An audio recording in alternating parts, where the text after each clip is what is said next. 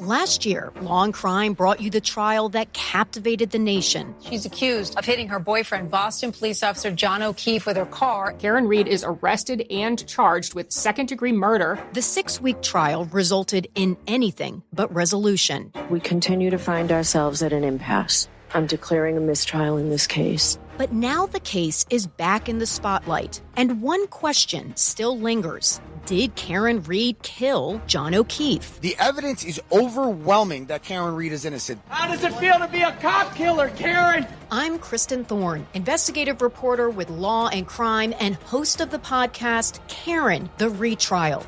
This isn't just a retrial. It's a second chance at the truth. I have nothing to hide. My life is in the balance, and it shouldn't be. I just want people to go back to who the victim is in this. It's not her. Listen to episodes of Karen, the Retrial, exclusively and ad-free on Wondery Plus. Under Biden, Americans' cost of living skyrocketed. Food, housing, auto insurance. Lawsuit abuse is a big reason everything's more expensive today. Frivolous lawsuits cost working Americans over $4,000 a year in hidden taxes.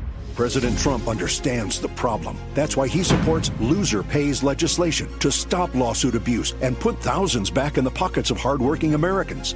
It's time to make America affordable again. It's time to support the president's plan.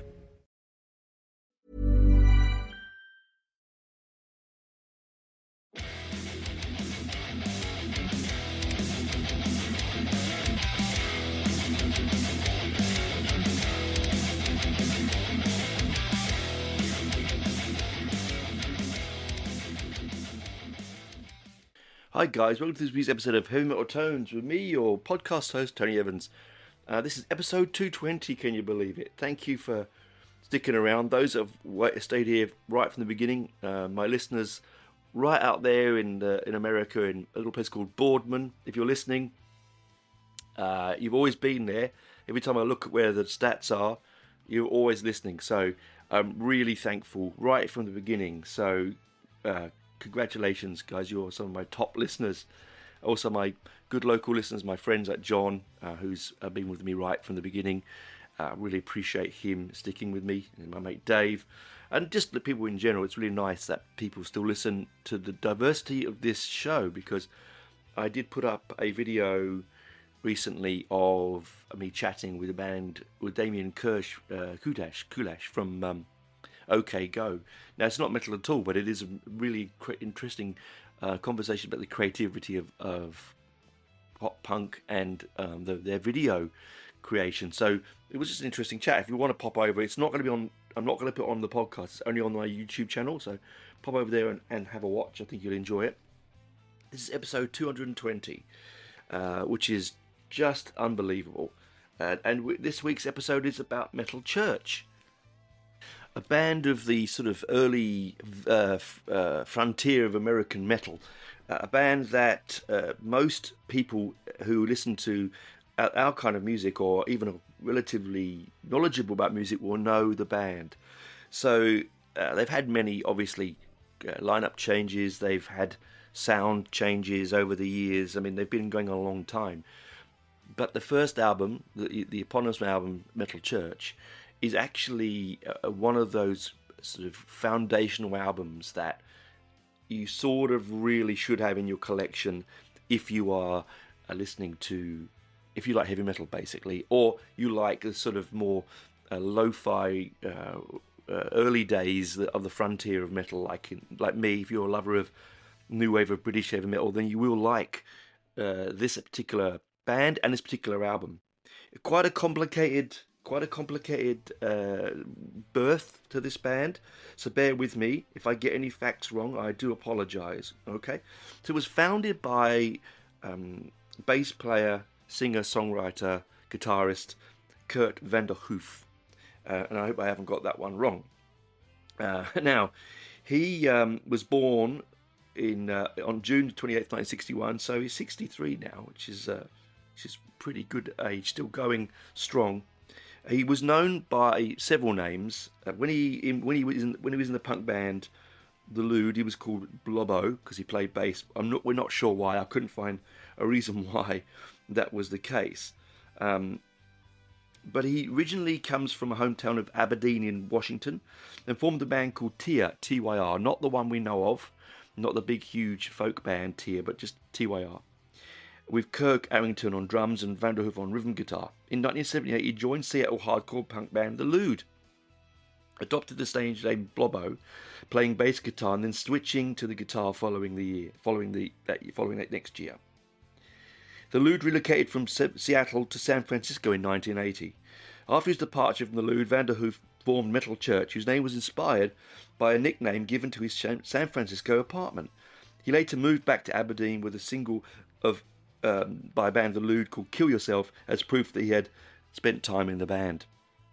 In the summer of '82, he formed Shrapnel, a heavy metal cover band consisting of Tom Webber on drums, Duke Erickson on bass, both from the same town, and vocalist Murphy Muff from a little town called Montesano. I can't pronounce that properly, I apologise. Montesano.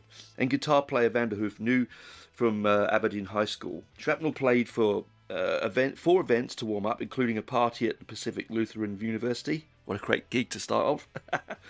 The other guitar player quit after a religious experience led him to the unwillingness to play Number of the Beast by Iron Maiden. That's an interesting one, isn't it? Craig Wells took his place, and Cook Arrington, Tyr bandmate, eventually replaced Webber on drums. When Murphy left the band, they were recruited Dave Wayne for vocal duties. By 1983, Shrapnel had become Metal Church, using Vanderhoff's original SF band name. There you go. San Francisco band name. After Metal Church's second album, The Dark, in 1986, Vanderhoof left the band, but nevertheless remained heavily involved in songwriting. In fact, it's really interesting. He didn't want to tour with the band anymore, but he still, at this point, still writes music for them, still plays music for them. He got exhausted of of touring. Now, the band itself disbanded in 1994, but has subsequently reformed and had made albums since. But we're not going to talk about the later ones. We're going to talk about the first album. So quite a complicated birth to the band. Now, what were they listening to? This is the thing. What's interesting about this band is that they have this punk sort of sensibility within their DNA, which leads me to what I think their sound stems from. When you listen to this first album, I honestly believe that it sounds a lot like early Venom musically, but David Wayne having his voice is very much like a Rob Halford influence. He's very influenced by those big, wonderful sort of vocals that you got in those early heavy metal bands, so like Iron Maiden, like Saxon, like Grim Reaper. Sadly, we lost him at the age of 47 to a car crash in 2005. But he still remains one of the most influential singers in the American metal history of all time. He still has people. I know I was talking to Mark Lopez, the new singer of Metal Church, recently for his tour with Ross the Boss over here in Australia that's just finished, and he was saying that he did not know, he did not know how they were doing these vocals. He had to go and talk to the band to say, look, what do I do? I don't know how Dave was doing this. So it's an interesting dynamic within that band itself. The band itself has released 13 studio albums. 2 of their first albums reached well into the 100 Billboard charts in America, which is really amazing for a band and a genre that itself was in the birth of its life. It was only coming through very, very, it was quite a fledgling place at the time. And the album came out on independent labels, an independent label, Ground Zero, in 1984. Due to the success, it was reissued in 1985 on Elektra Records. The cover itself depicts the cruciform of a big Gibson guitars, Gibson Explorers hidden in the shadow of smoke. So it's almost trying to be blasphemous, but isn't, which I think is really good. It's quite guarded, and that happens when you listen to the album itself. It was recorded at Steve Lewson's Productions in Seattle, owned by, at one time, by Anne and Nancy Wilson of Heart. They owned it in 1991. They've bands like the bands that have played there recorded there are quite amazing. Radiohead, Neil Young, R.E.M., Steve Vai, the Beach Boys, Aerosmith, Audio Slave, the Foo Fighters, Queensryche, Absolute Dream Theater, Pantera, Dark Angel, Slipknot. It's now Studio X, I believe it's called. But what a place! That's an amazing history for that particular studio. One I'd never really looked at, to be honest. One I'd never really thought of. But it's a classic album that has not dated. When we get to listen to it, and when we talk about it on the next part of the show, you'll find that it for itself, it's only a short album. Right, it's only a short album. It originally came out with the first printing. Came out with a T-shirt, and that would be amazing, wouldn't it? I mean, can you imagine owning that still? Brilliant. So side one, you have only 4 songs, and one of them is an instrumental. And on the second side, you've got 5 songs. So one is a cover. So it's that kind of like, if you listen to Iron Maiden's first album, couple of albums, there's instrumentals on those. There used to be a trend, and I've talked about this before, that in heavy metal albums of the early 80s, the very first runs, they had a lot of instrumentals and a lot of covers, because they were limited to what they had probably written while touring, and so come to an album length, they probably needed to pad it out slightly, The band itself was David Wayne on vocals, as I said before, Chris Wells on lead guitar, Kurt Van der Hoof on rhythm guitar, Duke Erickson on bass, and Kirk Arrington on drums. The album came out in 1984. Now, listen to this, of a list of albums that came out in 1984, and to think that it made the top 100 Billboard list against albums like this is crazy. You had Power Slave, Iron Maiden. You had Don't Break the Oath by Merciful Fate. Wasp's first album, Wasp. You had Defenders of the Faith by Judas Priest. Ride the Lightning by Metallica. Perfect Strangers, Deep Purple. Morbid Tales, Celtic Frost. St. Vitus' first album, St. Vitus. Saxon's Crusader. Bathory's first album, Bathory. It's just incredible. And the year when they formed in 1980, they were listening to bands like Diamond Head, had Lightning to the Nations came out. You had Strong Arm of the Law by Saxon. Same year, Wheels of Steel by Saxon. Wildcat by Tigers of Pangtang. Angel Witch's Angel Witch. Head On by Samson. Demolition by Girls' School. Give 'Em Hell by Witchfind. And Def Leppard's first album. This is crazy. On Through the Night. So they were listening to some amazing albums. What an influence. And they'd also just come out of the punk explosion that was still really echoing around the music scene, as it still does. The album runs at 41 minutes and 51 seconds long. It's by no means, as I said, it's not an album that is going to take you forever to delve into. But when you do, you're going to be thankful, because when you listen, and I really hope you do listen carefully, you will hear those audible influences.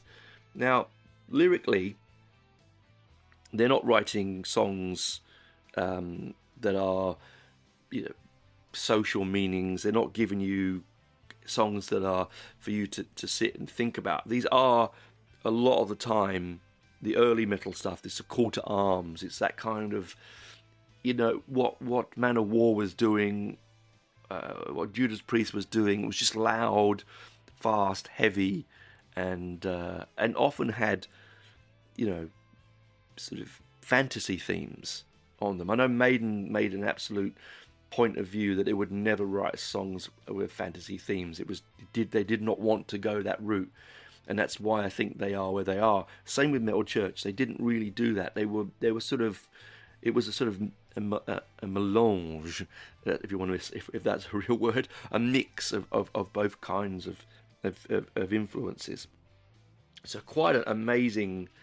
Of course, sorry, we had Welcome to Hell in 1980 as well, black metal in 81, black metal in 82, War with Satan in 84. So, as we said, it was on my other bit of paper. I turned over the sheet.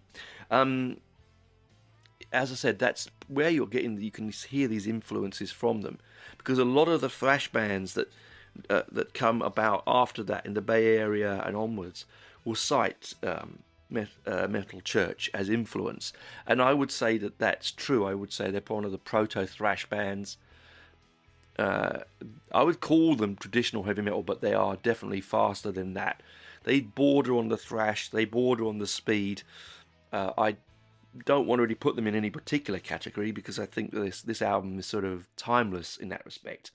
But let's do what I normally do. Let's have a little bit of a break, and then we can spend longer on the other side exploring the album. I just want to say this though before I do go. In the next few weeks, what I'll be doing is the normal show will come in on the Wednesday as it does, but it will be a mixture of some review stuff, but I'm also putting up a lot of my interviews that I've done for Metal Ruse that you may not have watched on YouTube, but listeners overseas who don't follow my YouTube channel might enjoy this. They're usually between 15 to half an hour long, 15 minutes to 30 minutes long. They are very diverse. I've spoken to a lot of really interesting, famous people, a lot of people you might enjoy. I will try and pair them, probably one per show, two per show, one in each half, and I'll try and pair them together in some genre-like. There's over 65 at the moment I'm trawling through and expanding, so I usually interview about 5 to 6 bands a week for Metal Ruse, so on average, bands and singers. So I'm going to try and sort of squeeze those in, and we'll see if you enjoy them. Just trying to do a bit of cross promotion with the website that I work for, and just get them out there because I'm really proud of them, and I would love you as an audience to listen to them if you haven't already listened to them. Anyway, enough of me waffling on. Let me go and reheat my tea because it's gone cold. Let's chat on the other side about Metal Church's brilliant first album, Metal Church. See you then. Last year, Law and Crime brought you the trial that captivated the nation. She's accused of hitting her boyfriend, Boston police officer John O'Keefe, with her car. Karen Reed is arrested and charged with second-degree murder. The 6-week trial resulted in anything but resolution. We continue to find ourselves at an impasse. I'm declaring a mistrial in this case. But now the case is back in the spotlight, and one question still lingers. Did Karen Reed kill John O'Keefe? The evidence is overwhelming that Karen Reed is innocent. How does it feel to be a cop killer, Karen? I'm Kristen Thorne, investigative reporter with Law and Crime and host of the podcast, Karen, the Retrial. This isn't just a retrial. It's a second chance at the truth. I have nothing to hide. My life is in the balance, and it shouldn't be. I just want people to go back to who the victim is in this. It's not her. Listen to episodes of Karen, the Retrial, exclusively and ad-free on Wondery Plus. Under Biden, Americans' cost of living skyrocketed. Food, housing, auto insurance. Lawsuit abuse is a big reason everything's more expensive today. Frivolous lawsuits cost working Americans over $4,000 a year in hidden taxes. President Trump understands the problem. That's why he supports loser pays legislation to stop lawsuit abuse and put thousands back in the pockets of hardworking Americans. It's time to make America affordable again. It's time to support the president's plan. This podcast is brought to you by Aura. By the time you hear about a data breach, your information has already been exposed for months. On average, companies take 277 days to report a breach. That's 9 months where hackers have access to your personal data.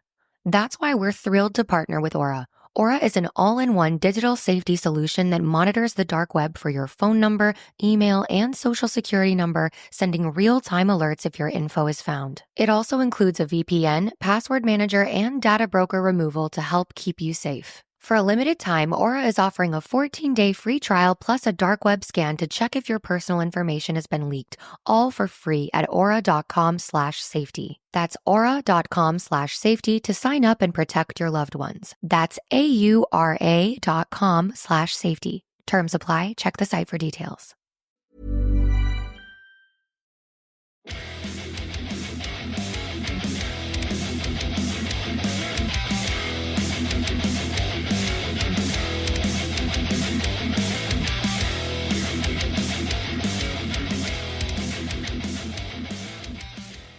Hi guys, welcome back to Heavy Metal Tones, part 2. You flipped over the record and you're now listening to the B-side. And that's how my original concept of the album when I sat down, or the show when I sat down making these notes, I think what I would do was I was going to play it like a record, A and B. So I still do it. I'm standing by it, 220 episodes there, and I still do it. So hey, it's Metal Church, first album, first song, Beyond the Black. This is a dystopian look at the post-apocalyptic world, about hope and what happens after the bomb goes off, I think, because this is, again, as I told you before, they don't write fantasy as such. They do, but this was the 80s. This was the early 80s. This is when we were all living in the shadow of the nuclear bomb.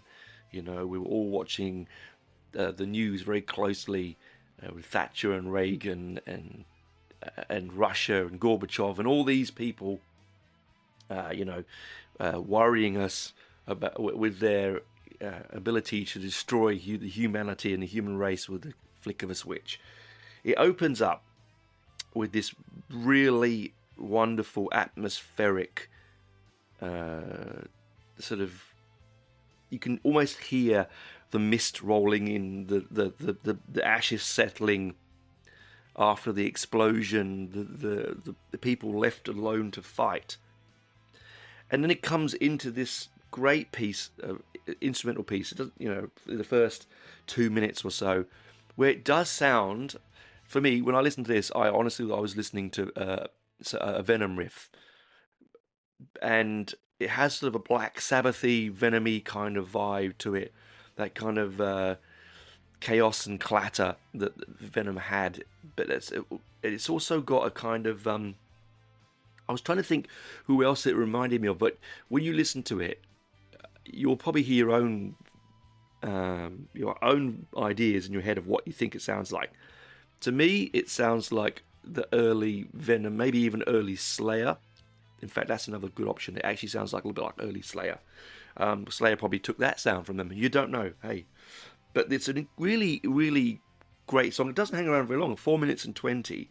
But it's really beautifully lyricked, right? Like some of the lyrics here, like the war is over, the crypt we now taste. In the late 1900s, there is no human race. We split the planet with atomic bursts. Man has died. We seal the urn. So again, it's that atomic nightmare, that dystopian cold wasteland of ultimate violence. No God, please stop this bloody slaughter. We're off the beaten track. All the masses are rebelling to withstand the dark attack. So who's left is trying to come together. Tanks are rolling in millions. See them come now. They're gone, and the mountains are blackened. They said it came from just one bomb. See, it's just it is just brilliant in the fact that it's this sort of wonderful dystopian nightmare of an opening track, which is pretty ballsy for the first track on the album. And it's got that, the vocals from Dave are amazing straight off the bat here. You have this great sound. It sounds like a bit like Merciful Fate. It certainly has. You can really hear the Judas Priest in there. It's a really, really groovy track, actually. It's very upbeat for the kind of concept the lyric is giving you. It's fast, it's heavy, it's simple, and what's good about that is it's not complicated prog metal. It's not extremely technical death or anything like that that's come now in the latter years. It's that wonderful, simple rock and roll played at 11 with incredible gusto, and that's what you get with early metal albums. This is why I love new wave of British heavy metal so much, because this is what it gives you. Now I know this is not a new wave of British heavy metal band, I know that, but it does definitely have that influence, and it really sort of, it's like when you first hear Bathory's first album, I said Bathory, or Iron Maiden's Iron Maiden, or any of those kind of Saxon's Wheelers of Steel, those kind of albums, Diamond Head's Lightning to the Nations. It really, Angel Witch even, it really sort of is a snapshot of a time where we were stepping out from the simplicity of punk. We wanted a bit more technicality, but we were still using the ethos of punk, that anyone can do it ethos. And studios, were not as, they weren't going through these hugely high-tech desks with all this click track and quantization and all this. This was played in the studio all together, probably all in one take. This is the kind of stuff that isn't overproduced, apart from that little bit at the beginning. It's not over... it hasn't got too much special effects on it. It sounds like it's straight into the amp and it's through your ears. And that's what you get with this kind of song. So it's a brilliant opening track. About 2 minutes 30 in, you get this brilliant driving fast...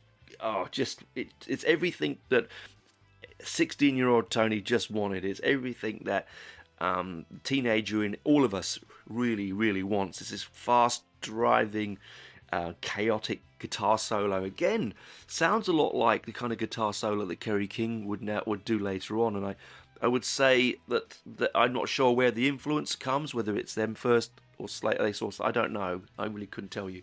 But it's a definite Slayer influence in there. And of course, Slayer influenced by Venom and bands like that. So it's all in the DNA. It's coming up. It's just sprouting above the ground. The sun is out, and the crop of heavy metal is about to really flourish in that year, as I spoke about before.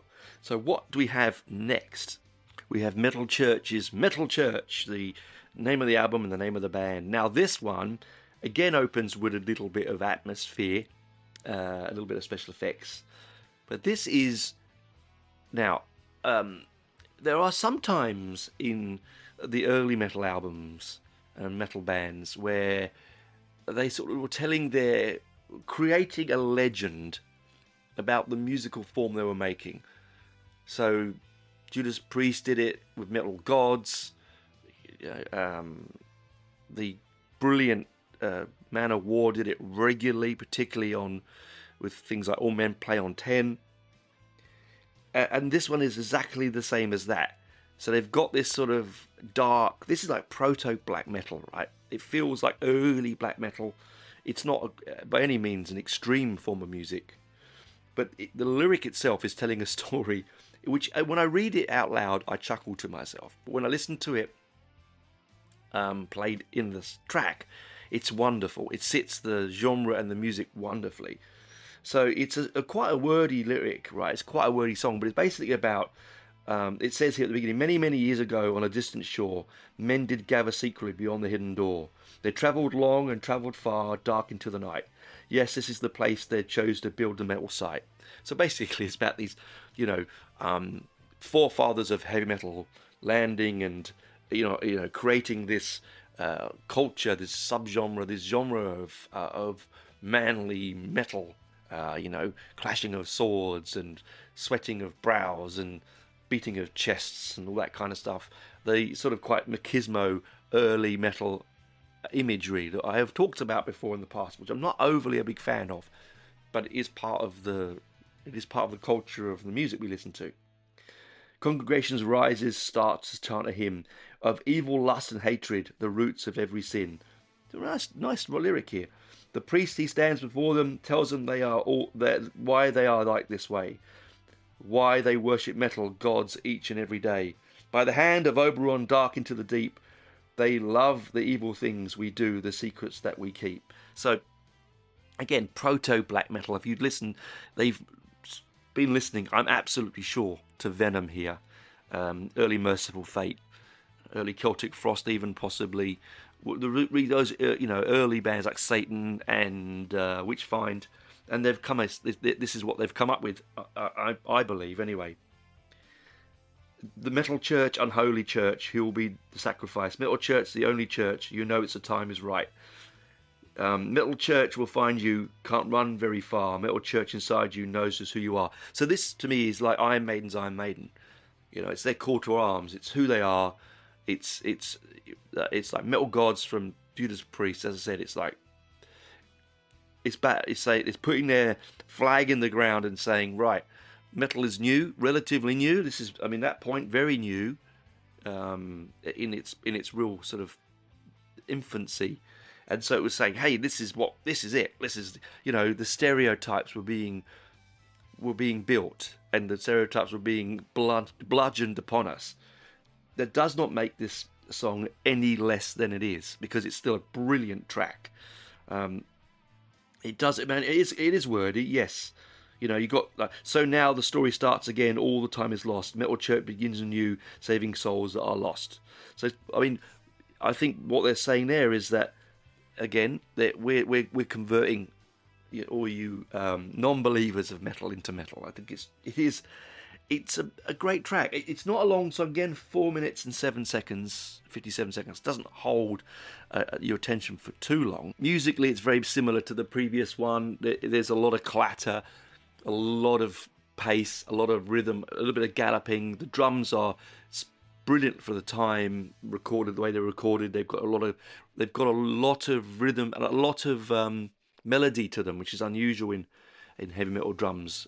Going forward, they become more brutal, but there's a little more swing in this, like Clive Burr's Iron Maiden drumming. It was a bit of swing. There was a little bit of syncopation in them, and his vocals again. Dave's vocals are exceptional.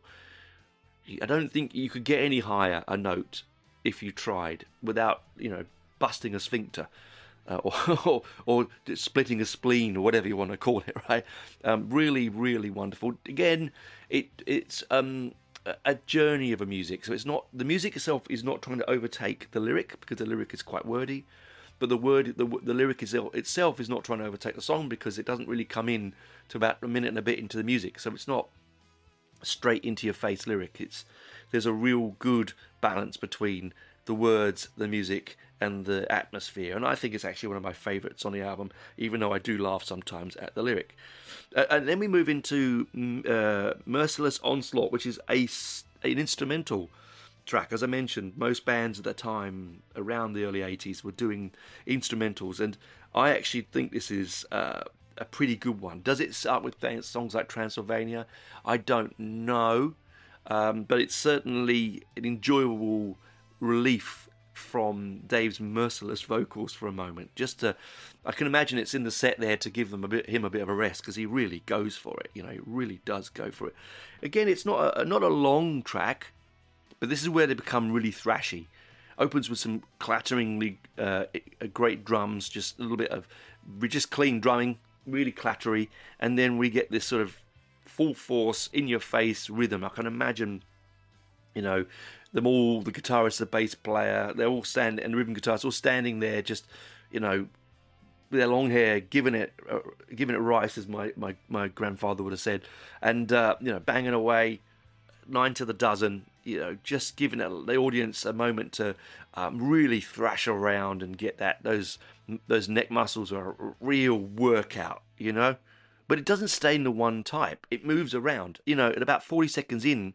And it's not a long song. It's not a long track. It's 3 minutes, just under, and it changes to a sort of more rhythmic, more progressive sound, more traditional metal sound, and then it goes back to a more thrashy sound. It moves around the meter in a really good way. So it's not just keeping you in one way. This is not boring by any means. It really does. Hold your attention span, because you're not sure where it's going next. It's quite a dramatic onslaught, and it also has a real groove to it, a real swagger, something that latter metal bands have seemed to have lost. I think, and I've talked this again before in early episodes, that the blues aspect, the punk aspect of it, it's sort of gone. So that swagger sometimes, because if a band becomes so good at what they do and is so technical and so brilliant, that sometimes they can lose the ability to create that soulful rhythm, that melody, because they're so tied up in how many millions of notes they can play within the bar. I've said it before and I'll say it again. The genius of a great guitar solo is not the notes you play, but the notes you don't play. That for me is the way I look at it.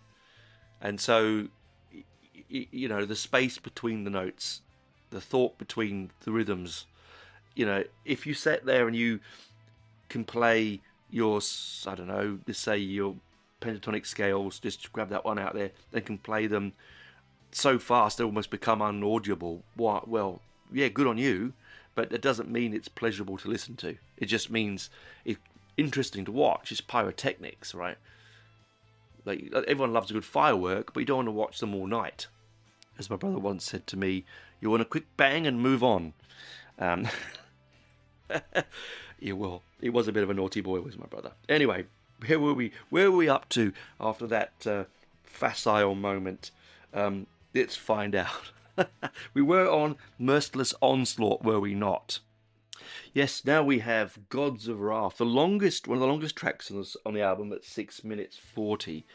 It's actually the most beautiful track on the album. It is a track that opens. It opens with a lovely sort of a semi-acoustic, light electric guitar playing. It's very. The space in it is lovely. It's a real change from the pace that we had previously at the end of Merciless Onslaught.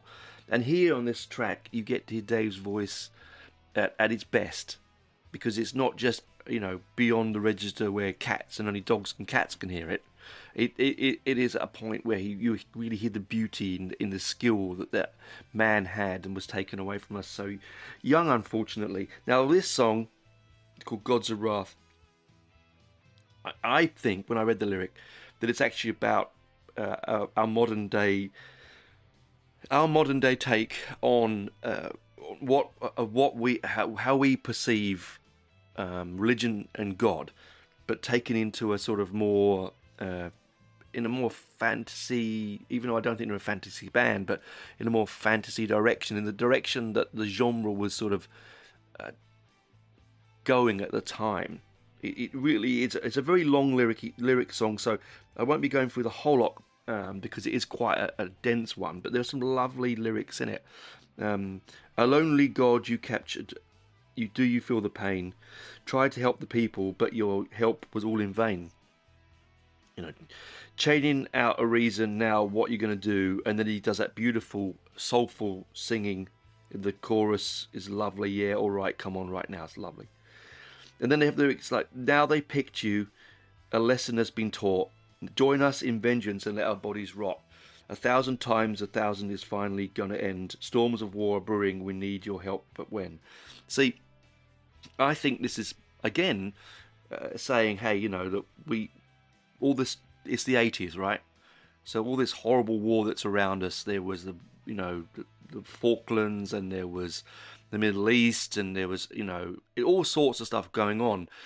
And these young men writing these songs are using fantasy or some form of relatable information to talk about their feelings. And I think this is all really about, hey, if there is a God, why are you letting us, why now, when we need you, are you not there? The fight is needed, and you need to help us, and you're not there.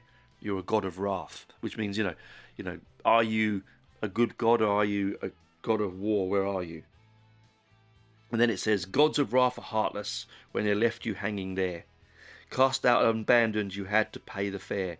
Now's the time to break free and help us if you can, because we're all behind you to start the master plan. So, okay, so we need a violent God. We need this violent deity to help us cleanse the land of all that's going on. But are you behind us? And what do we do? The harpies far above you, saying you will never learn. Reach out up to the heavens and make the bodies burn. You know you have the answer. You'll always be the friend. Break the chains in anger and let it all begin. So you see, they're reaching out, saying, we probably are believers. We probably are a believer in some kind of overriding God or religion, but you're gonna have to show yourself. You're gonna have to do something quite drastic right now, and that's the lyric. Beautiful, considering the time it was written, but the music itself, deep down, let's talk about the music. The music, you said, starts off with this really sort of harmonious church-like music, and then, which is very apt for the lyric, and then it hits with these sort of heaviness sort of midway through, but not 10. It doesn't go to 10. It sort of sits in around 7 or 8, but it balances really well with the story and the vocals. In quite a sort of proggy way, it jumps from meter to meter and time signature to time signature. It has this really chaotic, squealing guitar solo. It lasts like so short. By the time you've heard it, you think, did you really hear it? And then bang, it's straight back into that sort of lovely, soft, church-like, compared to the rest of the music, track. Like it's clean for a heavy song and a heavy album for its time. Is relatively clean in its it's not overly distorted, but it does change and move with the story of the song, and I think it's actually probably my favourite track on the album, and it closes side 1. So it's, what a way to close an album. Warlord did on one of their, I think it was their first album, they did something similar, and it always made me smile when I listened to it, because I knew that when I flipped it over to the second side, I was either going to get a little bit more of the same, but more likely I was going to get something that was going to really hit me in the face. And I wasn't too far wrong, and you won't be too far wrong on this next one. You flip over the record, and we get Hitman. Hitman. Now, where do we begin with Hitman? This one is right out of the 1970s playbook, the late 70s heavy rock playbook. This could be a Deep Purple, this could be a Thin Lizzy, this could be a Sweet Track, this could be anything of that era. It really has that kind of pomposity, swagger, Dio even, Rainbow, that kind of sound, and completely, for me, incongruous to the album, in a way that it's sort of, I love that. I love, with all of my energy, that it's not same old. This is an album, and albums by their definition are a collection of disparate songs, unless they are, of course, concept albums. And I love the way that they are now going, hey, we're gonna play to our roots here. We're a cover band. We cover lots of this kind of stuff, This has a bit of Journey in it, weirdly, a little bit of UFO in it. It's got all sorts of strangeness in there, but mainly it's got that hard rock American sound. And Led Zeppelin, there's a whole swathe of Zeppelin in this as well. The song itself is exactly what it says in the tin, really. It's about a man whose wife, as he says in the lyric, has a backdoor man. Now, you could take that in several ways in living in the late 20s and 25. But we know that basically it means that while he's out, he's come in through the back door and given her some loving. Unfortunately, he doesn't like that, as you can expect. And instead of going through, the usual arbitrary, I'm having a divorce, you don't talk to me, I have the cat syndrome. No, he's got guns, and he's laughing, and he's got the tools. They'll soon be dead, he says. I'll get the job done. No one will ever know it was you. They got their man. They got their men promoted before it's time. You break a sweat and your balls before the moment's time. So basically, I love that lyric. It's such a 70s. You could just imagine some tight jeaned, with flares, and his package on display, his white shirt unbuttoned with a hairy chest and the mic, and giving it the whole Gillan thing on that lyric. Don't get excited. I got a plan. We'll take him down now. He'll be one dead man. It's just fun. It's fun. I'll get the job done, as he says. Of course, it's nothing complicated, but that's what's brilliant about this particular track. Musically, as I said, it's just full of Led Zeppelin, Dio, Deep Purple, free swagger.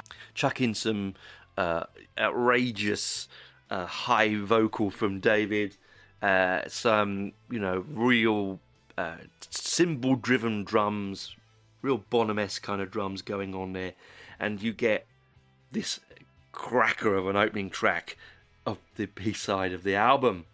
And then we got into In the Blood. In the Blood. What do we say about In the Blood? In the Blood, this is back to that thrashy sound that that we were listening to before.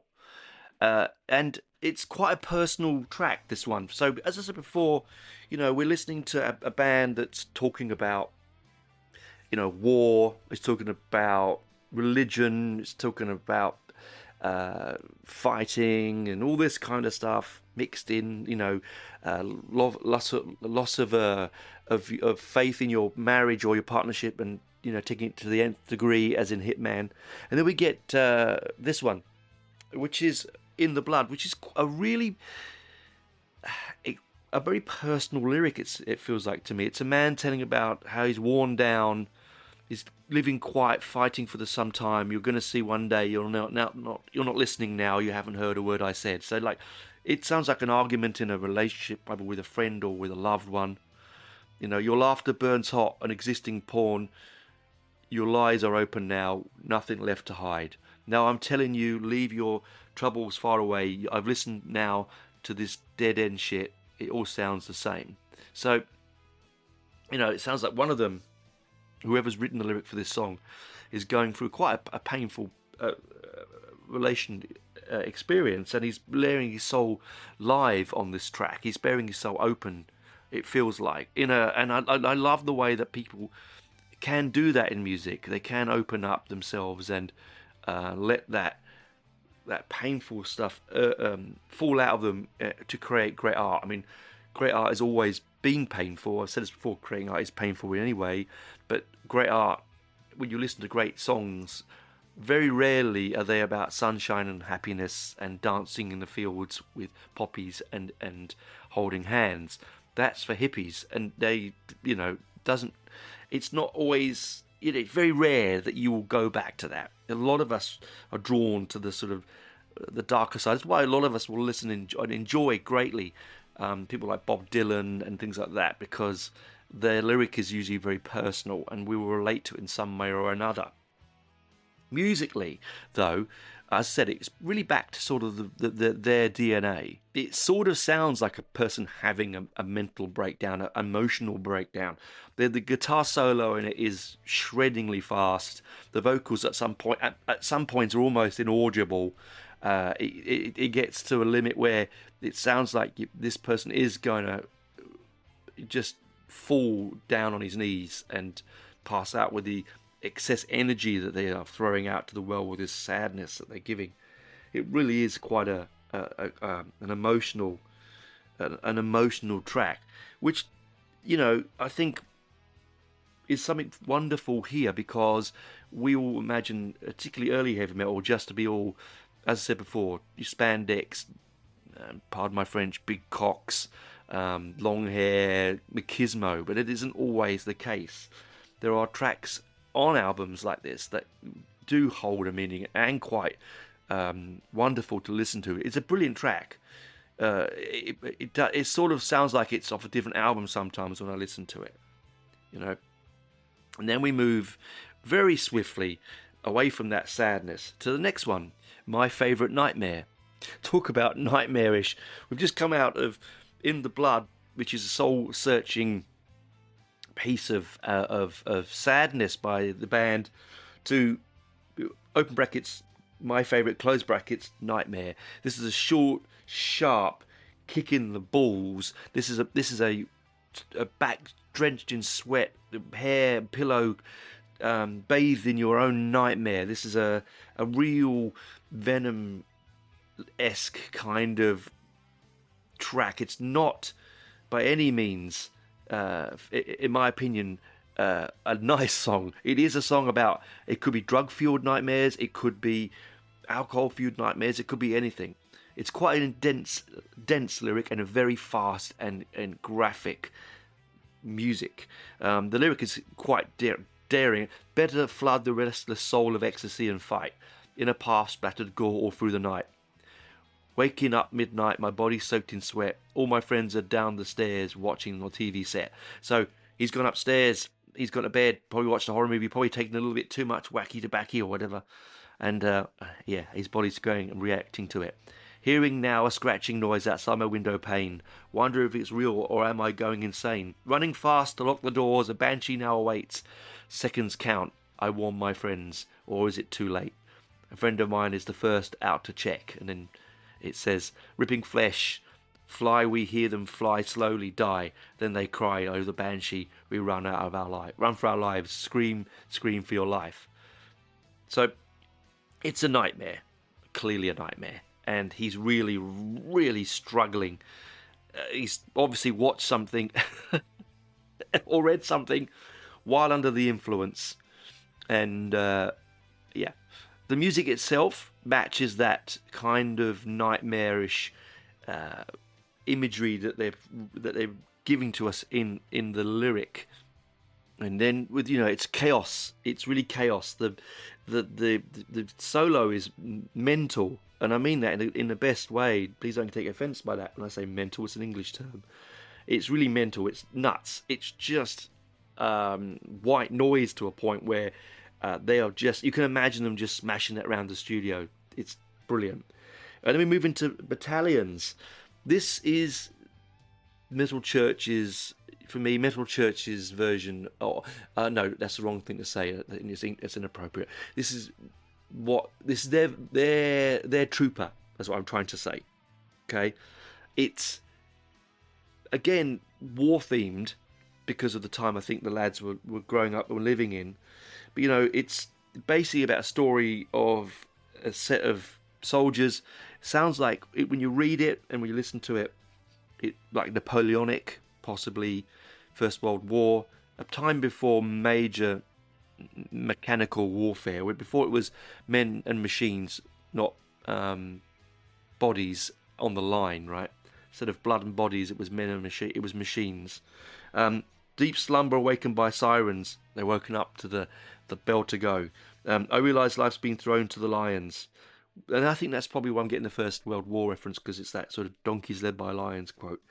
What I saw last night, our city so fair, and to my horror, the bloody town square. So, yeah, see town square, city. So it feels, again, very invasion-esque. So it could be Russian, could be, Napoleonic, it could be Prussian War, it could be any of those. It could even be the Sino-Japanese. You just don't know, right? We form tonight, we kill tonight. We must rest to reign our strength. We form tonight, we kill tonight. Battalion advances surrounding their backs. In the light, we'll attack with no questions of mercy. And it does go on in that kind of vein, right? Death to come for what they've done. Stab their backs, their necks will crack. Stronger than ever, our guns held high. Stab their backs, their necks will crack. So it's quite an aggressive song, but then warfare is not pretty, is it not? And songs written about war do not tend to, again, be so full of the joys of life. Am I right? Musically, this has a lot of Maiden feel to it.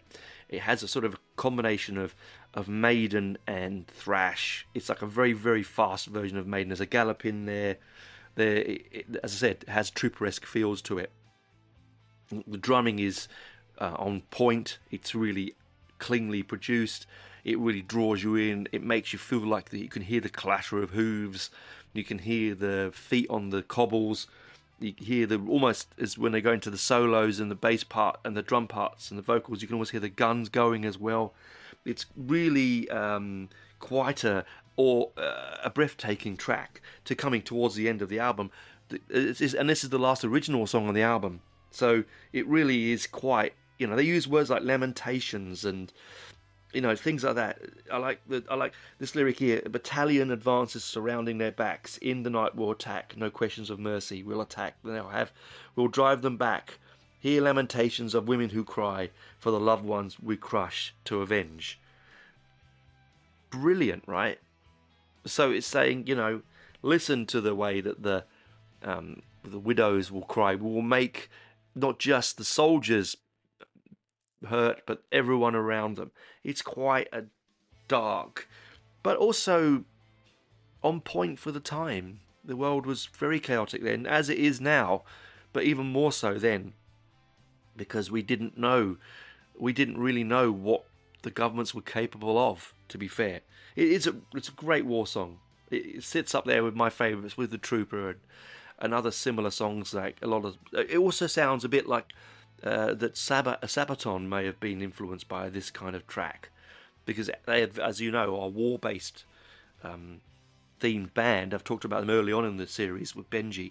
They're coming over to Australia for a big tour very soon. I think Benji's going to see them twice, which is amazing. Anyway, so, you know, it really has that kind of... It's not war games. It's not glorifying. It's not saying, you know, look, we're going to kill you and we're the heroes. It's saying we are just defending, and but we will at the same time also we will humiliate, and that's part of war, is it not? And then we come onto the end track, the final track, which is a cover version of Highway Star. What can I say about Highway Star? We all know the Deep Purple song Highway Star. Some facts about Highway Star that you may not know. Steve Jones said that he used Highway Star's rhythm to influence I believe it was God Save the Queen, or it could be Anarchy in the UK. I'm sorry, that was a long time ago since I read that quote, but he did use Highway Star as an influence. He said when you hear a lot of his riffs, they sound like Deep Purple sped up, because he was a huge Deep Purple fan, of course.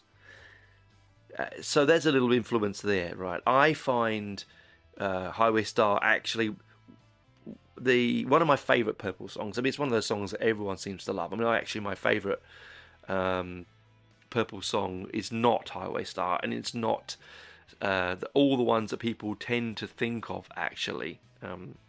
So I wonder if you'd know. I'll give you a second to see if you work it out. I'll pause for a second, see if you can work out which is my favourite Deep Purple track. Yes, I paused it. Did you see that pause? It was wonderful, wasn't it?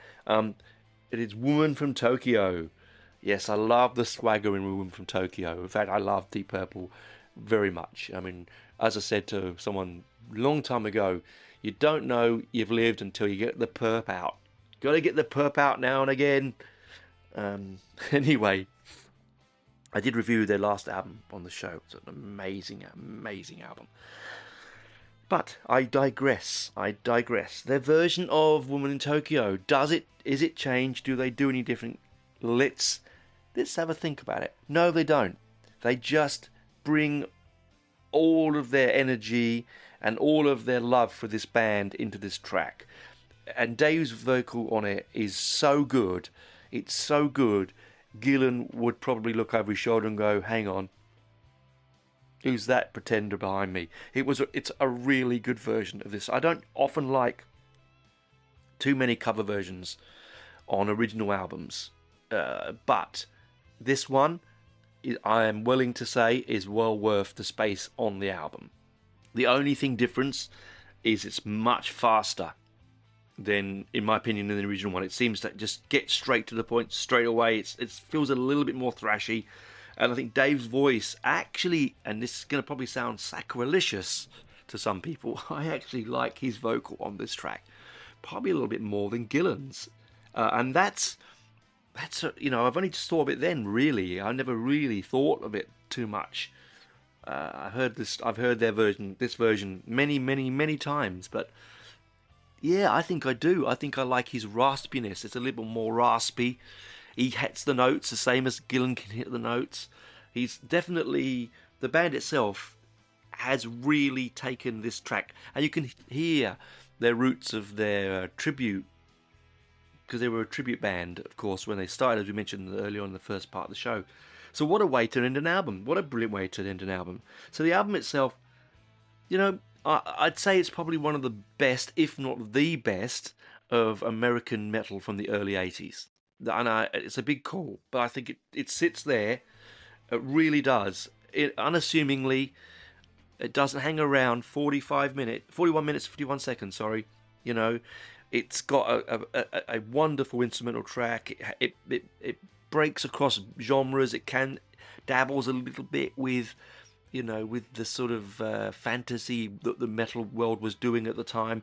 It digs into, in my opinion, into quite political and emotional aspects of the world, nuclear weapons, emotional family breakups, war and how it affects not just the soldiers but their families, and of course, the look of at a way God is mighty, good and bad at equal portions in the God of wrath, in the wrath of God. Gods of wrath. Sorry, I just feel that as a snapshot of early metal, this is one of those ones that you should be listening to. If you come into this show and say to yourself, "Hey, I want to know what does early metal really sound like? What am I expecting? What do I get?" Well, this is one of those albums that you would reach out for. You should have it on your playlist, along with Iron Maiden's Iron Maiden, along with Venom's At War with Satan. Sorry, not War with Satan. Welcome to Hell, along with, as I said before, Angel Witch's Angel Witch, Metallica's, first album, all those kind of stuff. You want to, that's where you want to look at. This is the battleground. This is the opening, like battle hymns from Man of War. This is the area where metal is born, where the sound that we listen to now, even though if you listen back to an album like this now, it does sound dated compared to the production values and the sound that we produce now. The volume of which we can produce on a record is immense compared to the volume that we could put out back 40 odd years ago. So it is an album that should be one of those ones that when people look back and say, who were you influenced by? I would imagine that a lot of bands in the mid 80s to late 80s would say Metal Church, Iron Maiden, definitely. It's sort of genre skipping, it's genre making, it's history making as an album. The vocals are just wonderful. Man, do we miss David? Yes, we do. What a shame he's no longer with us. Taken away so young. I can imagine what his voice could have done now. Like if it could have kept it up, who knows? But we still have these moments that he's with us. So enjoy them. Enjoy this album. It's a cracker. It doesn't hang around for too long. I think you're going to love it. I know I did. I get it. I mean, it gets 11 out of 10 for me. It's on the Millsy meter. It blows the mercury right out of the meter.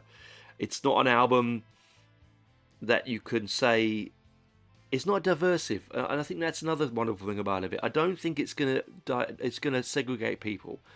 You'll find that most people will love it. If you don't like high operatic vocals and you're not a fan of Maiden's vocals or of Bruce's vocals or of Halford's vocals or King Diamond, then you probably won't like this. But that's very few and far between, and I would say that's more of a modern thing anyway. I'm rambling on. I've finished now, I promise. Enjoy the show. Enjoy the rest of your week. As I said, next week's going to be an interesting look. I'm going to put up a couple of the interviews they've done. I'm going to try and do that once a month, one episode a month, a couple in each of the episodes, and with a little bit of chat in between, and we'll see how we go. That's enough from me. Bye for now. Enjoy Metal Church's Metal Church.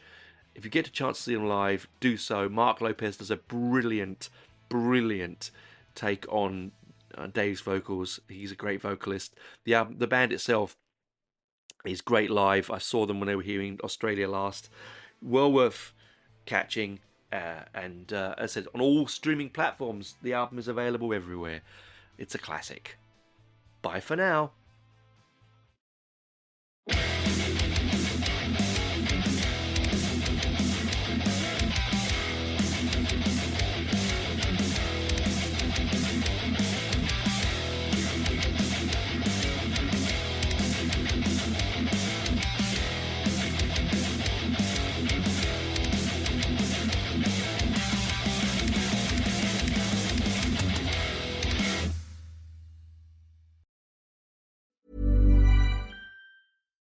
Under Biden, Americans' cost of living skyrocketed. Food, housing, auto insurance.